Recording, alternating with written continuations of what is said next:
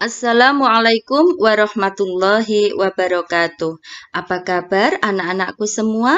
Alhamdulillah, mudah-mudahan semuanya dalam keadaan sehat walafiat.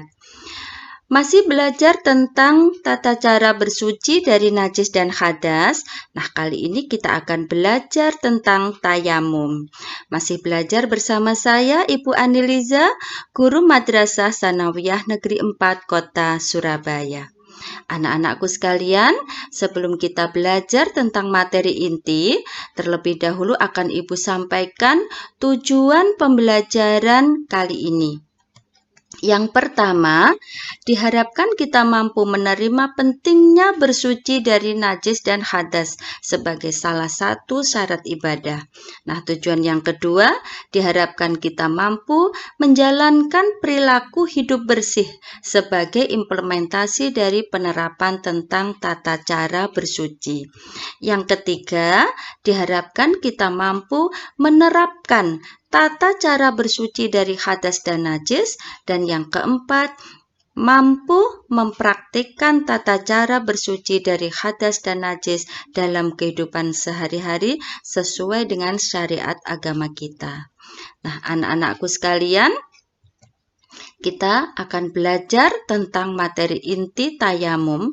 Yang pertama yang akan kita pelajari tentang pengertiannya. Nah, apa pengertian dari tayamum itu?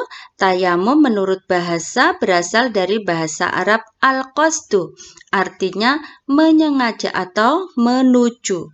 Menurut istilah, yaitu mengusapkan tanah yang suci pada wajah dan kedua tangan sebagai pengganti wudhu atau mandi dengan beberapa syarat dan rukun tertentu. Ini merupakan pengertian daripada tayamum. Anak-anakku sekalian, syarat-syaratnya tayamum itu apa saja? Yang pertama, sudah masuk waktu sholat. Yang kedua, sudah berusaha mencari air tapi tidak mendapatkannya. Yang ketiga, ada udzur sakit atau bepergian atau yang lain. Yang keempat, menggunakan debu atau tanah yang suci.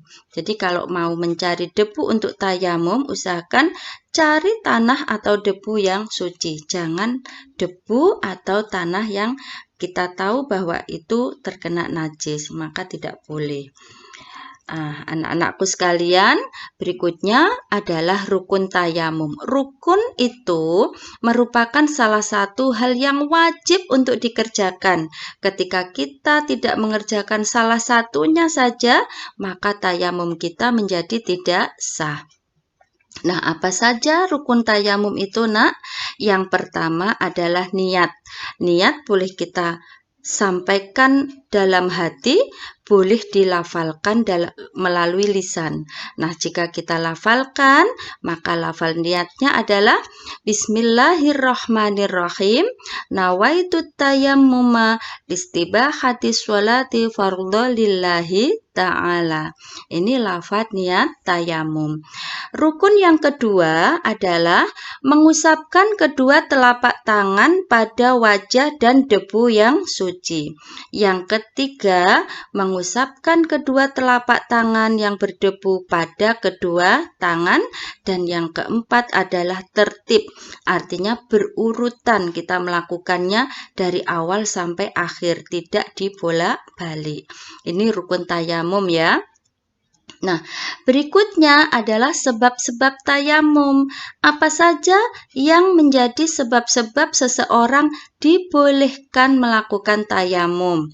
Yang pertama adalah karena sakit. Yang apabila sakitnya itu semakin parah apabila terkena air, maka ketika kita mau sholat, wudhunya boleh diganti dengan tayamum. Yang kedua adalah dalam perjalanan atau musafir yang sulit mendapatkan air. Contohnya, pada saat kita sedang berada di dalam kendaraan, yang pada saat itu kita sedang melakukan perjalanan jauh, yang tidak mungkin kendaraan ini berhenti sewaktu-waktu. Maka ketika sudah masuk waktu sholat, maka wudhu kita boleh diganti dengan tayamum.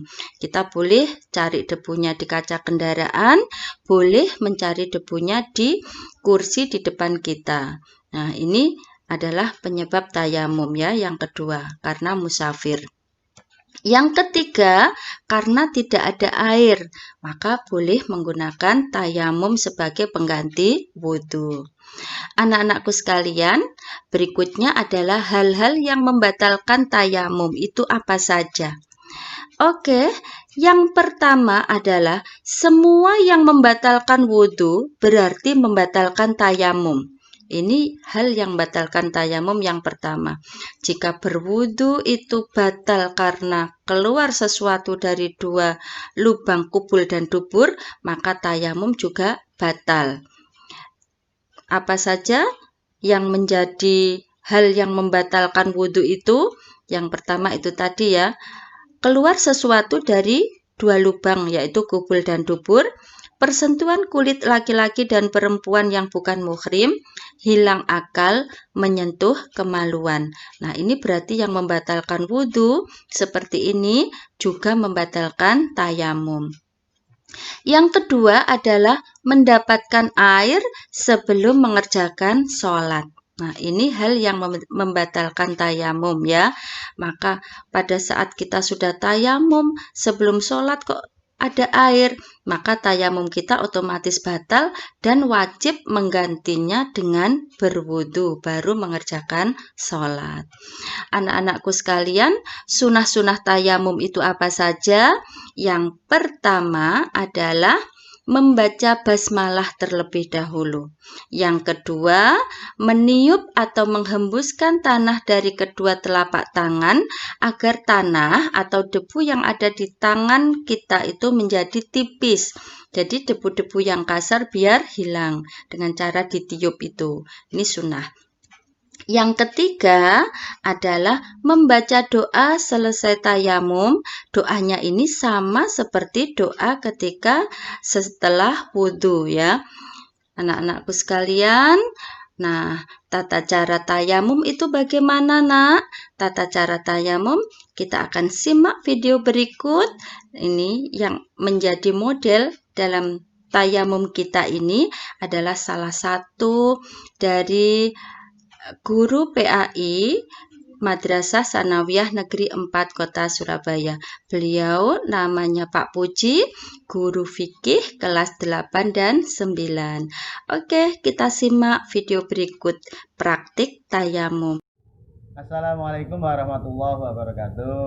Anak-anak sekalian, di dalam melaksanakan sholat kita harus terlebih dahulu yaitu bersuci atau disebut dengan toharoh dengan cara berwudu. Kalau memang tidak memungkinkan karena suatu hal, maka melaksanakannya yaitu dengan tayamum. Untuk tayamum yaitu cukup membasuh muka dan tangan saja. Kemudian kita ambil lepas kopiah kita dulu, kemudian kita ambil maskernya supaya nanti terkena debu. Kita mulai dengan niat adalah di dalam hati, namun bisa pasarkan untuk penyempurnaan. Bismillahirrahmanirrahim. Nawaitu tayamum sholati fardulillahi ta'ala. Tapak tangan dulu, satu, muka putar sampai bawah, dua, tempat yang lain,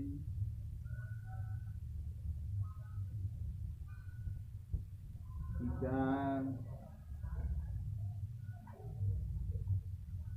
Selanjutnya yaitu tangan pada debu yang belum disentuh, tangan kiri pada tangan kanan yang di atas, kemudian di bawahnya, terus mengambil jempol.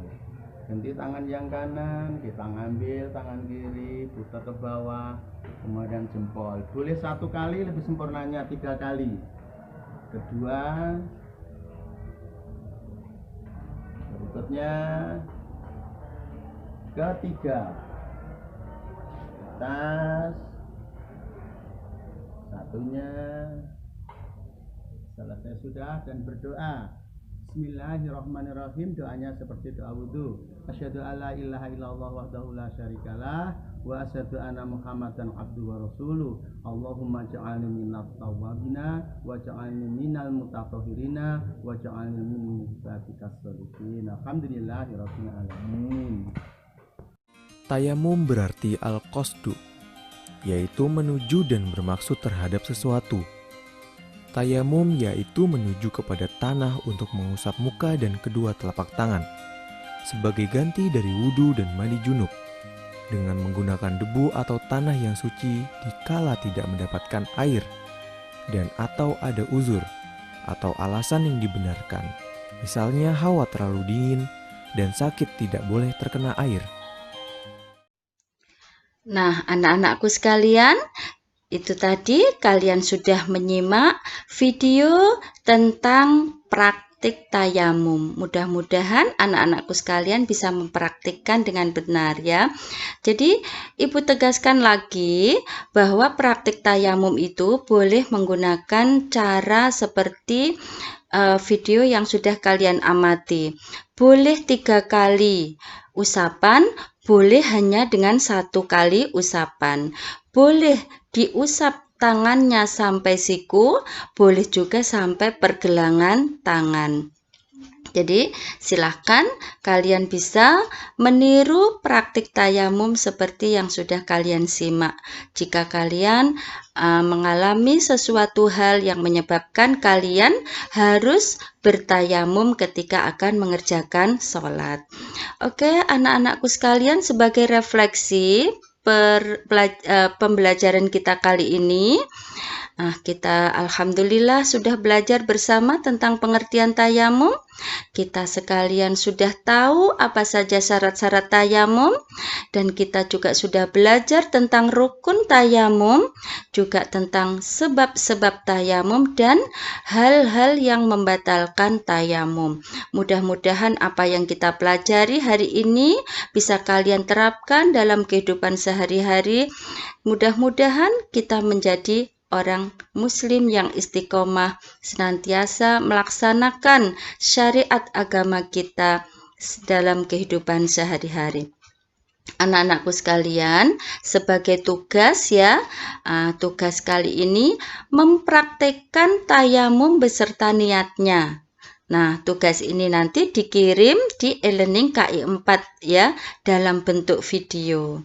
Oke, anak-anakku sekalian, alhamdulillahirabbil alamin, kita semua sudah belajar tentang bab tayamum.